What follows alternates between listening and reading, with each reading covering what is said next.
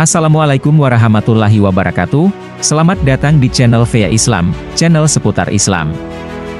Pernikahan beda agama seringkali dipertanyakan apakah boleh atau tidak. Menikah adalah ikatan resmi antara dua individu yang mengikatkan diri dalam sebuah hubungan yang diakui secara hukum dan sosial. Ini seringkali dianggap sebagai langkah serius dalam hubungan antar manusia, di mana dua orang berkomitmen untuk hidup bersama, saling mendukung, dan membangun masa depan bersama. Selain itu, pernikahan juga sering dianggap sebagai institusi yang memfasilitasi reproduksi dan pemeliharaan keluarga serta turut memainkan peran penting dalam struktur sosial dan budaya di berbagai masyarakat. Dalam agama Islam, pernikahan sering dikaitkan sebagai penyempurna ibadah. Melansir Detik Hikmah, untuk menentukan pasangan, Rasulullah Shallallahu Alaihi Wasallam telah menganjurkan untuk menikahi seseorang berdasarkan agamanya. Hal tersebut dikatakan dalam sebuah hadits, yang artinya, nikahilah seorang wanita itu karena 4 hal, hartanya, keturunannya, kecantikannya, dan agamanya, dan utamakan dia yang beragama, menjalankan agama, kamu akan beruntung. Hadis riwayat Bukhari Muslim. Akhir-akhir ini seringkali ditemukan beberapa umat muslim menikah dengan orang yang berbeda keyakinan.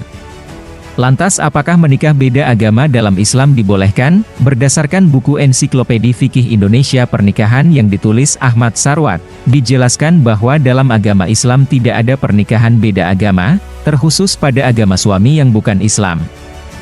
Apabila seorang suami non-muslim menikah dengan seorang wanita muslim, maka itu tidak diperbolehkan. Dalam Islam menikah beda agama hukumnya haram. Jika pernikahan tersebut tetap dilaksanakan, maka hukumnya akan tidak sah seolah-olah nikahan itu tidak pernah terjadi. Secara hukum syariah, perbuatan mereka tergolong dalam perbuatan zina. Maka dari itu, dalam Islam tidak diperbolehkan menikah beda agama karena hukumnya haram, terlebih jika suaminya non-muslim.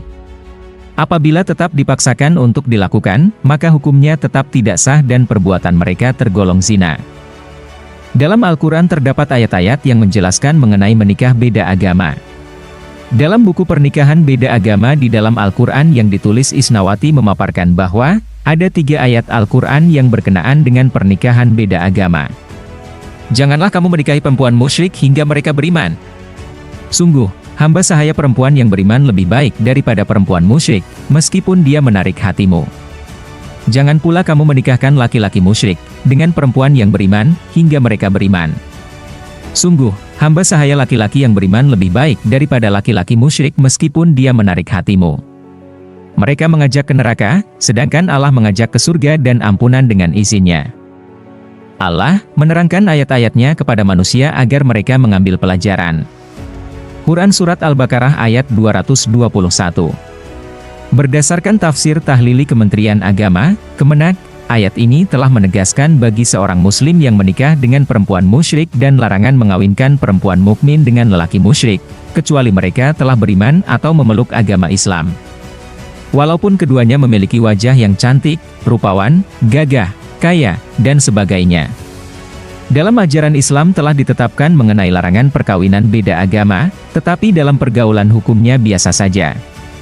Karena pernikahan hubungannya erat dengan keturunan, dan keturunan erat kaitannya dengan harta warisan, makan dan minum, serta hubungan dengan pendidikan dan pembangunan Islam. Dijelaskan dalam surat Al-Mumtahanah ayat 10 yang artinya, wahai orang-orang yang beriman, apabila perempuan-perempuan mukmin datang berhijrah kepadamu, hendaklah kamu uji keimanan mereka. Allah lebih tahu tentang keimanan mereka. Jika kamu telah mengetahui keadaan mereka bahwa mereka benar-benar sebagai perempuan-perempuan mukmin, janganlah kamu kembalikan mereka kepada orang-orang kafir, suami mereka. Mereka tidak halal bagi orang-orang kafir itu dan orang-orang kafir itu tidak halal pula bagi mereka. Berikanlah kepada suami mereka mahar yang telah mereka berikan. Tidak ada dosa bagimu menikahi mereka apabila kamu membayar mahar kepada mereka. Janganlah kamu tetap berpegang pada tali pernikahan dengan perempuan-perempuan kafir.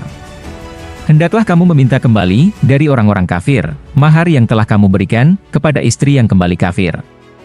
Hendaklah mereka, orang-orang kafir, meminta kembali mahar yang telah mereka bayar kepada mantan istrinya yang telah beriman. Demikianlah hukum Allah yang ditetapkannya di antara kamu. Allah Maha Mengetahui lagi Maha Bijaksana. Menurut tafsir tahlili Kementerian Agama, Kemenak. Dalam ayat ini telah ditetapkan suatu hukum yang menyatakan bahwa jika seorang istri telah masuk Islam, maka pada waktu itu juga telah bercerai dengan suaminya yang masih kafir. Terkait hal ini, berarti seseorang yang sudah masuk Islam maka haram hukumnya untuk kembali pada suami yang masih kafir. Ayat ini juga menguatkan hukum yang menyatakan bahwa haram hukumnya seorang perempuan muslim kawin dengan laki-laki kafir. Dalam Islam, perkawinan antara seorang muslim dengan seorang non-muslim, termasuk dari agama yang berbeda, diizinkan dengan beberapa persyaratan dan ketentuan tertentu. Ini disebut sebagai perkawinan antar agama atau perkawinan beda agama. Namun, ada beberapa ketentuan yang harus dipenuhi agar perkawinan semacam itu diakui dalam hukum Islam. Pertama, persetujuan, kedua pihak harus secara sukarela setuju untuk menikah. Tidak ada paksaan yang diperbolehkan dalam Islam dalam hal ini. Kedua, penyiaran agama, dalam beberapa mazhab Islam, terutama dalam mazhab Syafi'i, ada persyaratan bahwa pasangan non-muslim harus mengikuti ajaran Islam atau setidaknya memahaminya. Ini bisa berarti bahwa pasangan non-muslim harus bersedia untuk menerima ajaran Islam atau setidaknya tidak menghalangi pasangan muslim dalam menjalankan keyakinan dan praktik keagamaannya. Ketiga, perlakuan adil. Seorang muslim harus dijamin bahwa ia dapat menjalankan ajaran Islamnya dengan bebas dan tidak terhalang oleh pasangan non-muslimnya. Ini berarti pasangan non-muslim tersebut harus bersedia untuk menghormati dan menghargai kepercayaan agama pasangan muslimnya. Keempat, penyelarasan perjanjian perkawinan, ada ketentuan khusus yang mengatur perjanjian perkawinan dan hak-hak masing-masing pasangan dalam hukum Islam. Hal ini termasuk masalah seperti hak waris, pembagian harta, dan hak asuh anak jika pasangan memiliki anak. Kelima, upaya menghadirkan keturunan muslim, dalam beberapa interpretasi Islam, terutama di beberapa mazhab, pasangan muslim diperintahkan untuk memastikan bahwa anak-anak mereka dibesarkan dalam kepercayaan Islam. Ini bisa menjadi pertimbangan penting dalam perkawinan antar agama. Setiap negara memiliki aturan yang berbeda dalam mengatur perkawinan antar agama. Jadi sangat disarankan bagi pasangan yang berencana untuk menikah untuk berkonsultasi dengan otoritas agama atau hukum setempat untuk memastikan bahwa perkawinan mereka diakui secara sah dan sesuai dengan hukum yang berlaku. Terima kasih sudah menonton video ini dan jangan lupa subscribe untuk channel ini ke depannya. Wassalamualaikum warahmatullahi wabarakatuh.